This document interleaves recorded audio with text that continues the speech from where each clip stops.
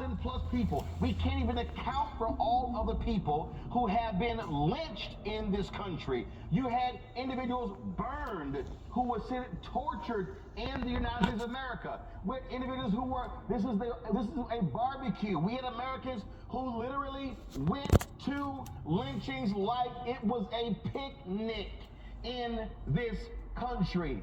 We saw individuals who, but because they either spoke to a white woman or because they actually owned a black business. We saw Tulsa in 1921, the race massacre. We saw Rosewood. We saw Red Summer coming out of Chicago. We literally saw in this country numerous race wars happening all across this country, and it was race wars. They lynched men, they lynched women, they lynched children. We saw what happened after Nat Turner. That is the country that we're living in. We sit there and we still have people today who actually were fire hosed, dogs sicked on them, trying to actually go vote. Black people who were viciously beaten. Nimrata, what do you call this other than racism? This is video from Bloody Sunday.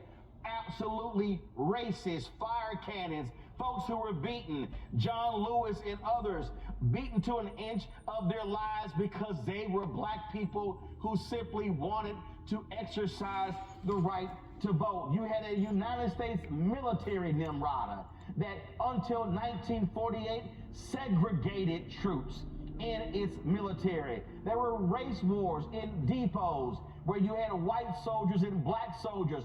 Nimrata, you are so dumb. What Ethan McKaylee makes clear in his book on the Chicago Defender. Well, the United States government wanted to try black newspaper owners with treason because they were writing stories about racism in the United States military. One of the racist presidents we've ever had was Woodrow Wilson, who 2 blocks from this office on Black Lives Matter Plaza showed the birth of a nation. This man abandoned the hiring of black people in the federal government. You had Herbert Hoover, who was president of the United States, who was the head of the lily white faction of the Republican Party.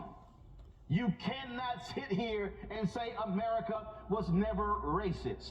You had, of course, racism in education, racism in the military, racism in corporate America, racism in every facet of this industry. When Jesse Owens won 4 gold medals at the 1936 Olympics in Berlin, not only did Hitler not shake his hand, FDR did not shake his hand when he came back to the United States. And he was forced to walk through the kitchen at an awards dinner in New York City, what was there to celebrate him winning 4 gold medals. You cannot tell me that, oh my God, America has never been a racist country, when Jackie Robinson dealt with racial hatred just for playing baseball, when Hank Aaron got thousands of racist letters and death threats because he was on the verge of breaking the record of Babe Ruth. You can't